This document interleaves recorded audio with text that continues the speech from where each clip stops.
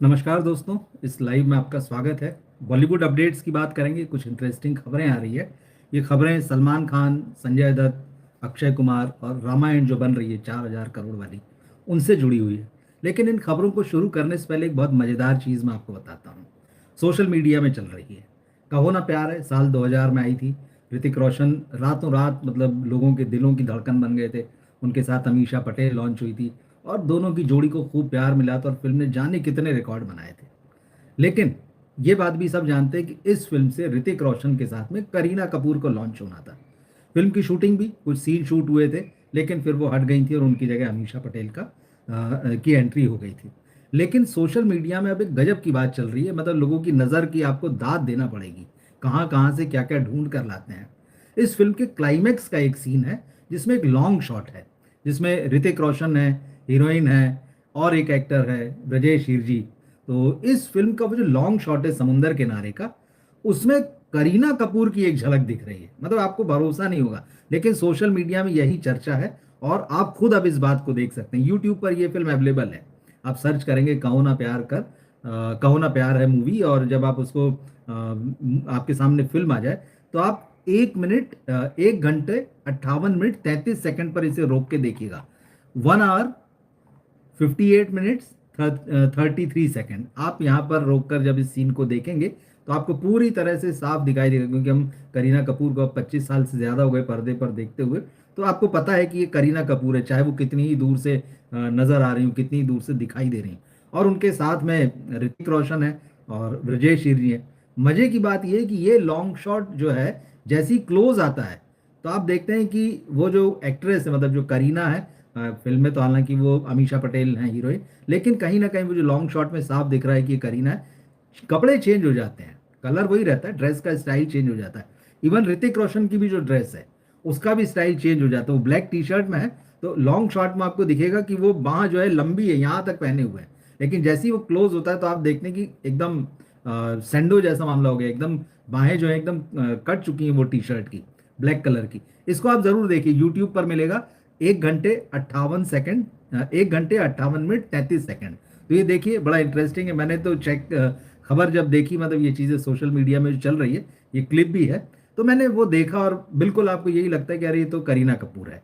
तो चलिए, ये इंटरेस्टिंग चीज़ है। मैंने कहा सबसे पहले यही आपके साथ जो है शेयर करना चाहिए। बाकी आज की खबरों पे आते हैं। सलमान खान, रामायण फिल्म, अक्षय कुमार, संजय दत्त, ये सारी खबरें। सबसे पहले रामायण की बात करते हैं। बड़ी चर्चा में है। इस साल उसका दिवाली पर फर्स्ट पार्ट रिलीज होना है। नेक्स्ट ईयर सेकंड पार्ट आएगा। फिल्म का टीजर आया और तमाम चर्चाएं हम कर चुके हैं, कैसा लगा क्या नहीं। लेकिन इस फिल्म का जो म्यूजिक है उसको लेकर पहले दिन से बहुत सारी बातें हो रही है। और इस फिल्म में जो है A R रहमान का म्यूजिक है और उनके साथ में जर्मन कंपोजर हैं हंस जिमर। ये दोनों मिलके इस फिल्म का बैकग्राउंड म्यूजिक तैयार कर रहे हैं। म्यूजिक पर पहले दिन से लोगों का भाई A R रहमान जो है, छावा में जिस तरह से उन्होंने म्यूजिक दिया, तो पिछले साल की बड़ी हिट थी, लेकिन फिल्म का म्यूजिक कमजोरी माना गया। और कई लोगों का ये मानना है कि रहमान का संगीत जो है वो रामायण जैसी फिल्म के लायक नहीं है। अब एक खबर ये आ रही है नीतीश तिवारी की इस रामायण को लेके, M9 न्यूज में ये छपी है।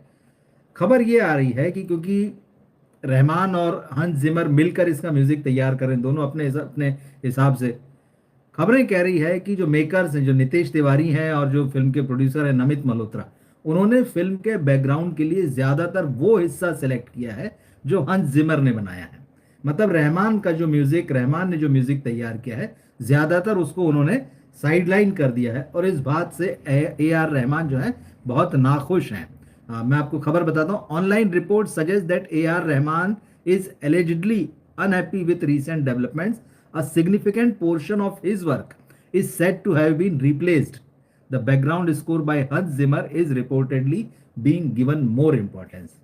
अब ये जो चीज़ है, ये कहीं ना कहीं जो है रहमान को अखर रही है। हालांकि ऑफिशियली कुछ भी सामने नहीं आया है, लेकिन जैसे कि मीडिया में खबरें आती है और खासतौर पे जो फिल्म मीडिया की खबरें होती है वो तो छन छन कर ही आती हैं, सोर्सेज से आती हैं। सीधे तौर पर तो जब कभी इंटरव्यू होते हैं या प्रेस कॉन्फ्रेंस होते हैं और अगर वो पूरी तरह से PR प्रायोजित नहीं होती है और कोई जर्नलिस्ट सीधे उठ के पूछ लेता है, तो फिर ज़रूर चीज़ें निकल कर आती हैं। तो पहला टीजर इस फिल्म का आया था तो काफ़ी हलचल हुई थी।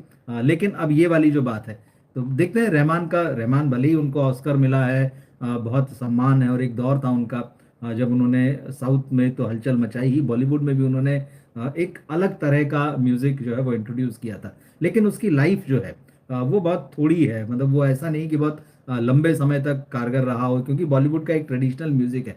और रामायण जैसी फिल्म के लिए, क्योंकि रामायण सीरियल जो है सबको ध्यान है, रवीन जैन साहब का उसमें संगीत था, तो कितना मीठा कितना प्यारा। और इसका जब अनाउंसमेंट टीजर ही आया था रामायण का, मुझे याद है तब भी मैंने ये बात की थी कि इतनी जोर जोर से भन भन भन भन जो म्यूजिक बज रहा है, तो आपको लगता ही नहीं कि ये रामायण की बात हो रही है। तो देखते हैं क्या होता है। तो ये खबरें जरूर आ रही कि भाई अब ए आर रहमान जो है वो नाखुश हैं। तो देखते हैं। अब हम सलमान खान की बात कर लेते हैं, यही आज की सबसे कह सकते हैं कि इम्पोर्टेंट खबर है।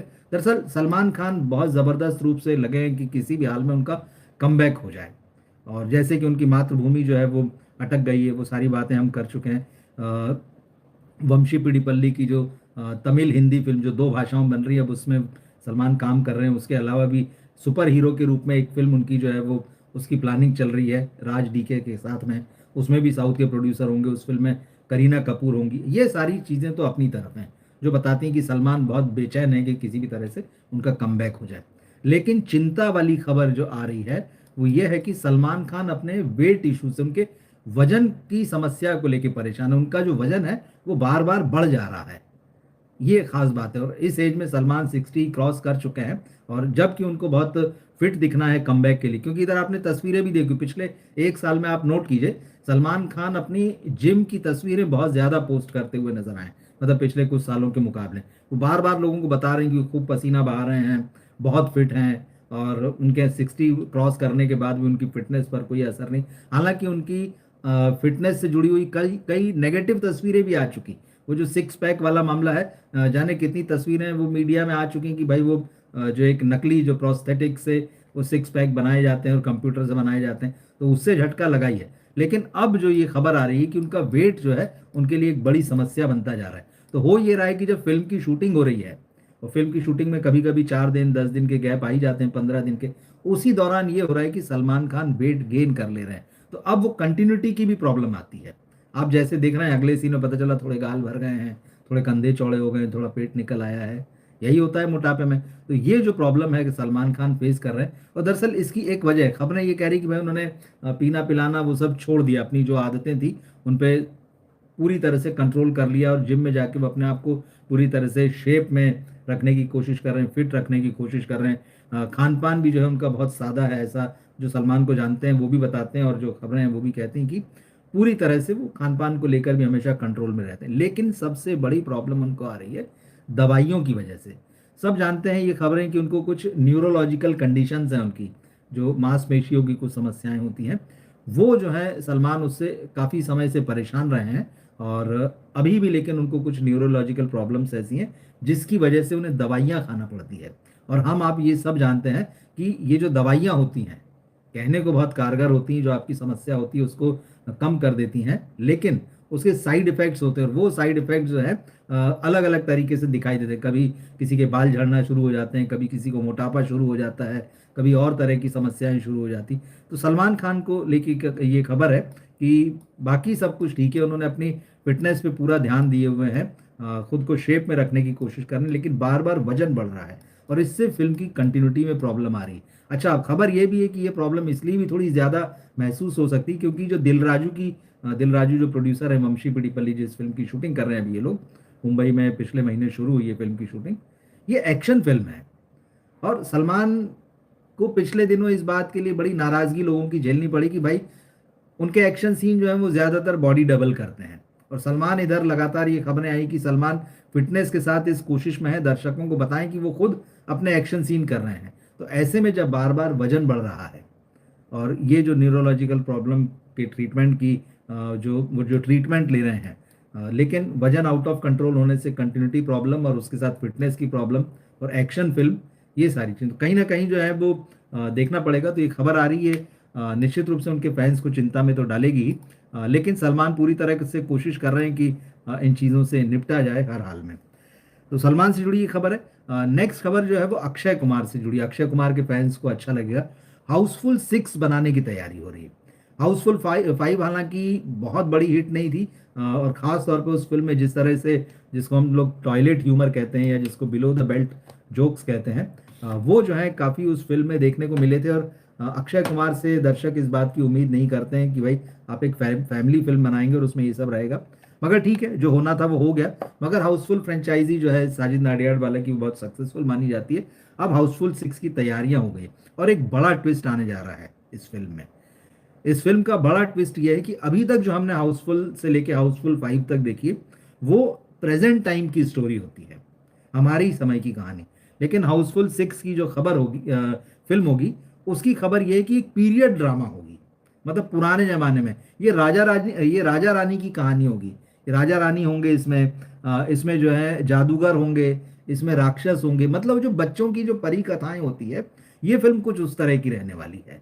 तो अब जो है साजिद नाडियाडवाला ने ये तय किया है कि भाई अब हाउसफुल 6 तो बनाएंगी, वही कॉमेडी रहेगी वैसी जैसी हाउसफुल सीरीज की फिल्में रही हैं, लेकिन अब पीरियड फिल्में बना, उसको पीरियड ड्रामा बनाएंगे। और ये टाइम भी आप देख रहे हैं, जिस तरह से हिस्टोरिकल फिल्में बन रही हैं, जिस तरह से रिलीजन के जो हमारे जो रिलीजन ग्रंथ हैं, जैसे रामायण है, या देवी देवताओं की कहानियाँ। पिछले साल नरसिंह अवतार पर फिल्म बनी थी, पर भगवान परशुराम पर फिल्म बन रही है, रामायण बन रही है। तो अब ये पुराना दौर जो है, और उसके अलावा जैसे थामा जैसी फिल्म है, या और भी स्त्री जैसी फिल्म है जिसमें हॉरर का एलिमेंट भी है, और जिसमें राक्षस भी दिखाए जा रहे हैं।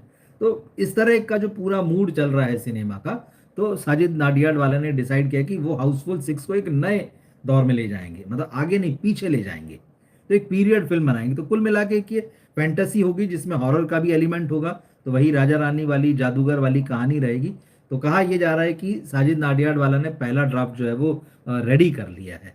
और एक हैं फरहाद समजी, जो राइटर भी हैं और डायरेक्टर भी हैं, वो इस फिल्म से बतौर डायलॉग राइटर जुड़े हैं। तो सोशल मीडिया में जब ये बात आई तो कई लोगों ने कहा कि भाई फरहाद समजी को ना जोड़ा जाए, क्योंकि इनकी जो फिल्में होती है, जो फिल्में लिखते हैं, उसमें वो जो एडल्ट कॉमेडी और टॉयलेट ह्यूमर वाली बात होती है वो होती है। तो लोगों का ये कहना है कि कहीं ऐसा ना हो कि इनके चक्कर में वो फिल्म खराब हो जाए। तो खैर ये तो साजिद नाडियाड वालों को देखना है कि वो किससे फिल्म लिखवाते हैं और किसको जोड़ते हैं। अब इस फिल्म के लिए डायरेक्टर की भी तलाश हो रही है, और तरुण मनसुखानी इस फिल्म को डायरेक्ट कर सकते हैं। 3 एक्टर जो हैं हाउसफुल वाले वो इस फिल्म में जरूर रहेंगे। अक्षय कुमार रहेंगे, अभिषेक बच्चन रहेंगे और रितेश देशमुख रहेंगे। तो ये 3 रहेंगे। बाकी जो है वो टीम बदली जाएगी। कई लोग ये भी कह रहे हैं कि इस फिल्म के लिए साजिद खान का नाम भी चल रहा है। साजिद खान जो है मी टू में फंसने के बाद में बुरी तरह से, उनका कैरियर अभी तक ठंडे बस्ते में है। एक आध फिल्म हालांकि इस बीच वो बना रहे हैं, उसके आने के चांसेस भी हैं। तो देखते हैं। तो ये एक बड़ा अपडेट है। एक हॉरर कॉमेडी होगी जो हाउसफुल 6 होगी, लेकिन एक पीरियड ड्रामा की तरह होगी। लास्ट में हम एक खबर लेते हैं संजय दत्त साहब से जुड़ी हुई। संजय दत्त जो हैं खलनायक रिटर्न से जो हैं वो एकदम सुर्खियों में आ गए हैं वापस से। हालांकि अभी रितेश देशमुख की जो राजा शिवाजी आई है उसमें संजय दत्त भी आपको देखने मिलेंगे, अफजल खान का रोल वो निभा रहे हैं। लेकिन खबर ये आ रही है, एक्सक्लूसिव खबर जो है फ्री प्रेस जर्नल ने छापी है, कि संजय दत्त खलनायक रिटर्न्स के साथ साथ उनकी एक और जो बड़ी चर्चित फिल्म है जिसमें लोगों ने उनको बहुत पसंद किया, वास्तव द रियलिटी, उसके रीमेक राइट्स खरीदने की जो है वो तैयारी कर रहे हैं। और ये फिल्म उनकी जो है खूब चली थी उस वक्त, जो है ये साल 1999 में आई थी, और लगभग जो है 7 साढ़े 7 करोड़ के बजट में बनी थी।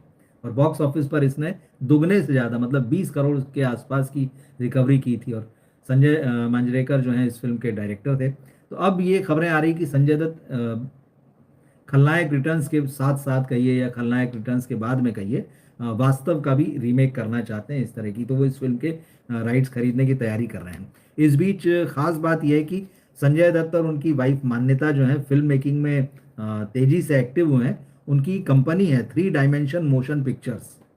तो 3 डायमेंशन मोशन पिक्चर्स जो है वो एक्टिव हुआ है। संजय दत्त का कमबैक जो है उसको उसकी इनिंग को लंबा करने के लिए, उसको ज़्यादा इंप्रेसिव और बेहतर बनाने के लिए। और मान्यता दत्त पूरी तरह से इसको कंट्रोल करती हैं। तो वैसे वो दुबई रहती हैं, बच्चों की पढ़ाई वगैरह। तो मान्यता जो है लगातार इस बीच जो है दुबई और मुंबई के बीच में आना जाना कर रही, ये सारी खबरें हैं। इसका ऑफिस जो है मुंबई का अंधेरी इलाका है, जहाँ यशराज स्टूडियो है उसके पास ही नया ऑफिस जो है वो इनका है। और ये है कि खलनायक रिटर्न्स के साथ साथ या खलनायक रिटर्न्स के बाद में जो है वास्तव की रीमेक की भी प्लानिंग चल रही है। तो देखते हैं। संजय दत्त हालांकि लगातार काम कर रहे हैं, लेकिन हाँ ये बात है, जो खलनायक में बात है, अगर खलनायक जो फिल्म बनती है वो एक अलग तरह से वापसी कराएगी। क्योंकि इधर जो वो फिल्में कर रहे हैं, चाहे साउथ में उन्होंने की है या जो बॉलीवुड में की हैं, तो वो लीड हीरो वाली तो नहीं की है। वो कभी खलनायक मतलब नेगेटिव रोल में आ रहे हैं, कभी कैरेक्टर रोल में आ रहे हैं। तो एक बड़ी उम्मीद है। लेकिन अभी खलनायक रिटर्न्स का मामला यह है कि इस फिल्म का डायरेक्टर तय नहीं है, इस फिल्म की स्टोरी स्क्रिप्ट तय नहीं है। सुभाष घई साहब बोल चुके हैं, जिन्होंने मूल फिल्म बनाई थी 1993 में आई थी जो, तो वो इस फिल्म को सुपरवाइज करेंगे। बताओ, डायरेक्टर वो नहीं रहेंगे, लेकिन वो सुपरवाइज करेंगे स्टोरी स्क्रिप्ट। डायरेक्टर जो है एक क्रिएटिव पोर्शन वो देखेंगे। और संजय दत्त ने भी प्रेस कॉन्फ्रेंस में कहा था कि भाई उनके आशीर्वाद के बगैर जो है हम एक कदम भी आगे नहीं बढ़ाएंगे। और फिल्म का म्यूजिक जो है उस पर भी पूरी तरह से जो है घई साहब की राय ली जाएगी। तो ये सारी खबरें, कुछ इंटरेस्टिंग अपडेट्स हैं, तो मैंने सोचा हमें इन पर बात करना चाहिए। बाकी आप बताइएगा इसमें से कौन सी खबर ऐसी आपको लगी जो बहुत इंटरेस्टिंग है। और जो शुरू में जैसे मैंने आपको बताया, कहो ना प्यार है, आप देखिए, बहुत बढ़िया है। मतलब वो वाकई आपको दिखेगा कि 1 घंटा 58 मिनट 33 सेकंड पे करीना कपूर नजर आ रही हैं, वहाँ अमीषा पटेल नहीं है। लॉन्ग शॉट है, और जैसे ही वो क्लोज में आता है तो लगभग ड्रेसेस के कलर और शेप वैसे ही रहते हैं, लेकिन चेंज हो जाता है। तो आप देख के बताइएगा कि आपको भी लग रहा है कि वो करीना कपूर है, अमीषा पटेल नहीं है। बाकी खबरें आप लिखिएगा उन खबरों के बारे में कि आपको कैसी लगी, या किसी खास खबर के बारे में आपकी क्या राय। संजय दत्त की वास्तव, उसको लेकर बताइए, क्या आप भी इंटरेस्टेड हैं उसमें कि संजय दत्त को वास्तव जैसी फिल्म को रीमेक करना चाहिए। जो रहमान, जिनको कि रामायण में जब अनाउंस हुई थी और कहा गया था कि वो उसमें म्यूजिक दे रहे हैं, तो कई लोगों का कहना था कि वो उस लायक नहीं है उनका म्यूजिक कि रामायण जैसी फिल्म में हो। आपको भी क्या लगता है? क्योंकि अब तो यह है कि उन्हें साइडलाइन करने जैसा मामला है कि उनका बनाया वो बहुत सारा म्यूजिक जो है प्रोड्यूसर नहीं ले रहे हैं। हंस जिमर जो दूसरे म्यूजिक डायरेक्टर हैं या जो बैकग्राउंड म्यूजिक तैयार कर रहे हैं, उनका हिस्सा ज़्यादा रखा जा रहा है। ये सारी खबरें कमेंट बॉक्स में लिखिएगा। मिलते हैं फिर, नमस्कार।